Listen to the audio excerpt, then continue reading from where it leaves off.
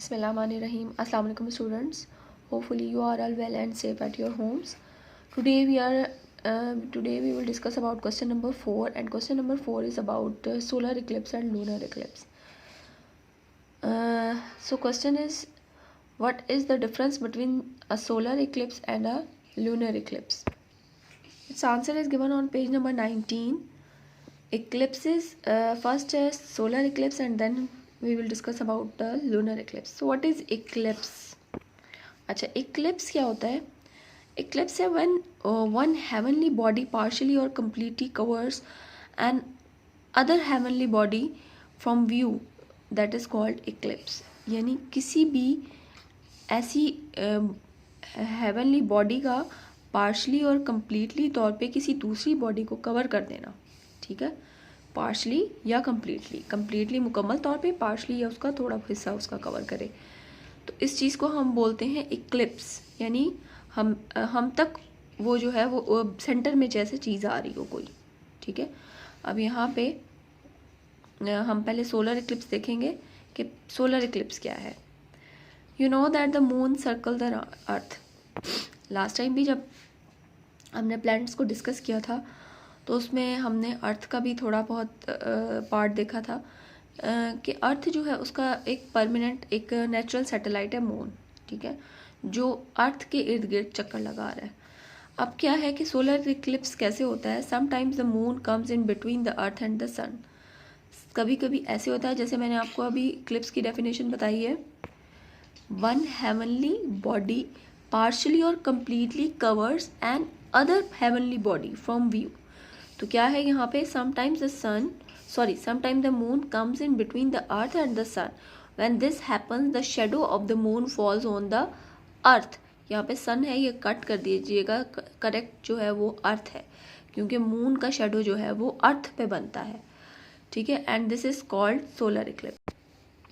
क्या है, क्या सिचुएशन बता रहे हैं वो, कि समटाइम ऐसा होता है कि मून जो है वो किसके सेंटर में आ जाता है, अर्थ और सन के. तो जब ये इस तरह की सिचुएशन होती है तो क्या है, मून का शेडो जो है वो अर्थ पर बनता है और इसको हम बोलते हैं सोलर इक्लिप्स. इसको हम अपनी बुक में मौजूद डायग्राम से थोड़ा सा देखेंगे, फिर बाकी की इसका रिमेनिंग पार्ट मैं रीड आउट करूँगी.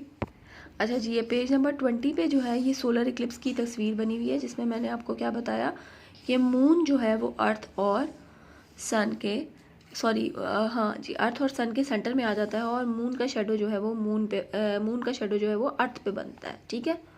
अच्छा, इक्लिप्स की डेफिनेशन में मैंने आपको थोड़ा सा पार्शली और कम्प्लीटली का जिक्र किया था. अब यहाँ पे कम्प्लीटली और पार्शली मैं आपको बताऊंगी. ये देखें, यहाँ से सन की रेज आ रही हैं, तो ठीक है, अर्थ के सारे हिस्से पे कम्प्लीटली जो है वो सोलर इक्लिप्स नहीं होता, सिर्फ कुछ हिस्से पर होता है.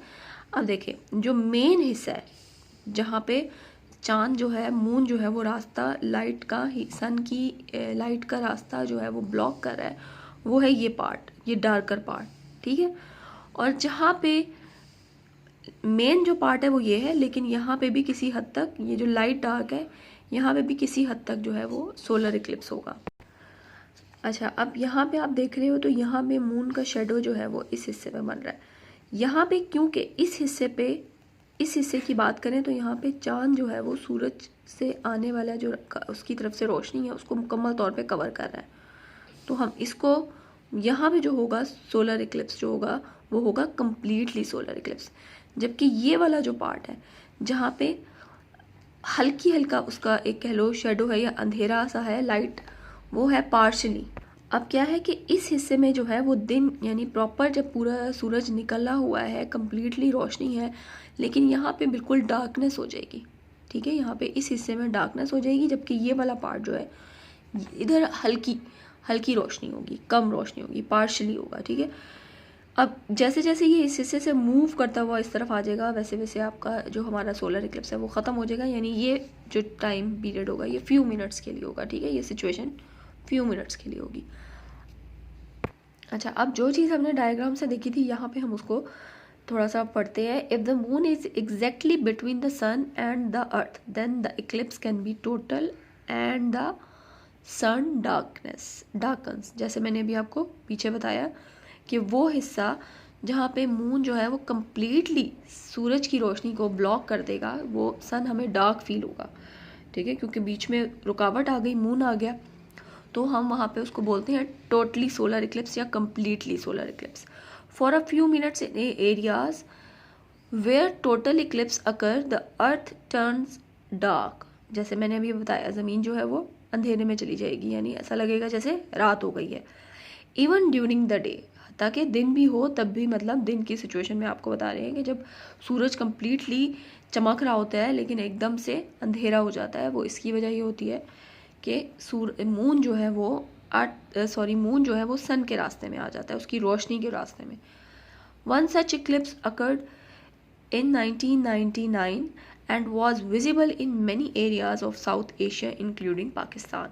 However, more commonly the moon eclipse only a part of the sun and that is known as the partial solar eclipse. ठीक है, मोस्टली जो है वो ज़्यादातर पार्शियल सोलर इक्लिप्स हमें नज़र आता है। कम्प्लीटली जो है वो 1999 में हुआ था, जो प्रॉपर उन्होंने कहा विजिबल था बहुत सारे एरियाज़ में, साउथ एशिया और पाकिस्तान में भी। ठीक है, लेकिन मोस्टली ज़्यादातर जो सोलर इक्लिप्स होता है वो ज़्यादातर पार्शली होता है। ठीक है, ये हमारा सोलर इक्लिप्स था। इसके बाद देखते हैं लूनर इक्लिप्स। लूनर इक्लिप्स और the eclipse of the moon happens when the earth is in between the moon and the sun. अच्छा, समटाइम ऐसा होता है कि जैसे पहले मैंने आपको बताया मून सेंटर में आ जाता है, समटाइम ऐसे होता है कि अर्थ सेंटर में आ जाती है। घूम तो दोनों ही रहे हैं ना, सिर्फ सन स्टैटिक है। मून जो है वो भी अर्थ के गिर्द चक्कर लगा रहा है और अर्थ जो है वो सन के गिर्द चक्कर लगा रही है। तो समटाइम ऐसी सिचुएशन हो जाती है कि अर्थ जो है वो इन दोनों के दरमियान में आ जाती है। अब ऐसी सिचुएशन में क्या होता है कि अर्थ का जो शेडो है वो बनता है मून पे।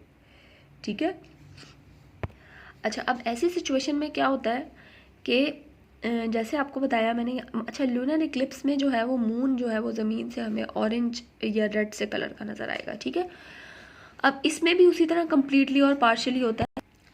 अब क्या है कि ये वाला पार्ट जो बिल्कुल सीध में जा रहा है, सूरज की रोशनी, अर्थ और मून जो बिल्कुल सीध में आ रहा है, वो कहलाता है कम्प्लीटली लूनर इक्लिप्स। और पार्शियली क्या होगा कि अब ये मून ज़ाहिर है स्टैटिक तो नहीं है, ये मूव करेगा।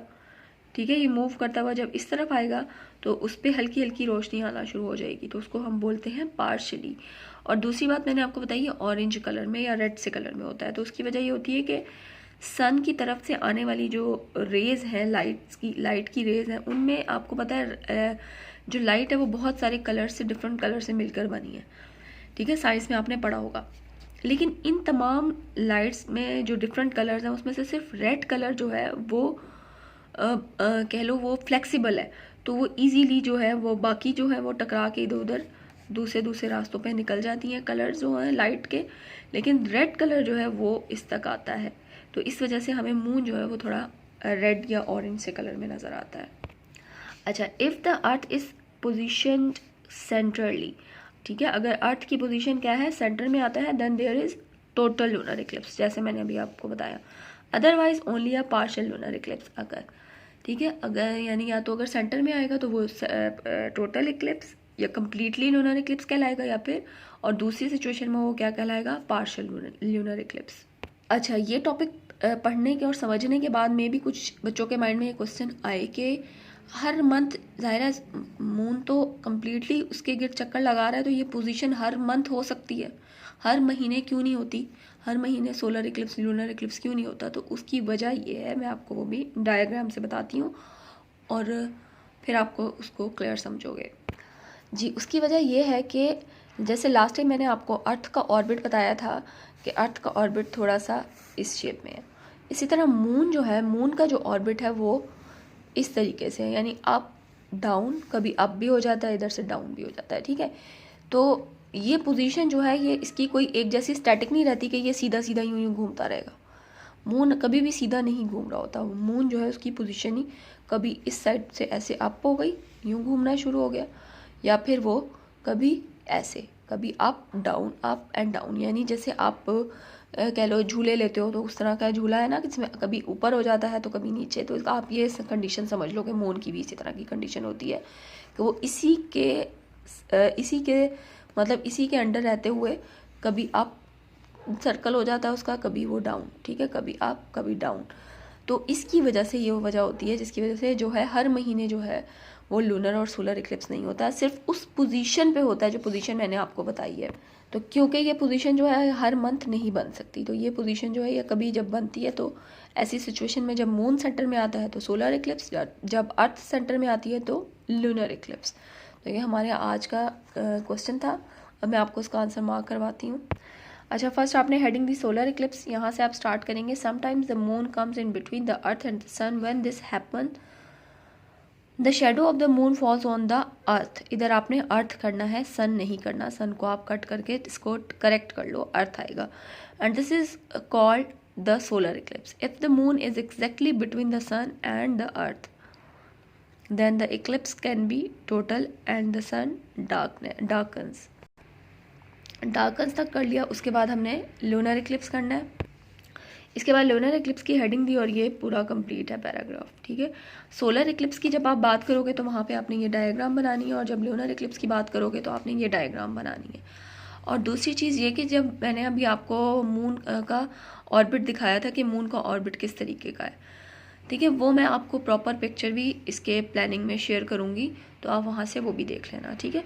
Okay, take care student. Hopefully आप इस क्वेश्चन को अच्छी तरीके से समझे होगे। अल्लाह हाफिज़।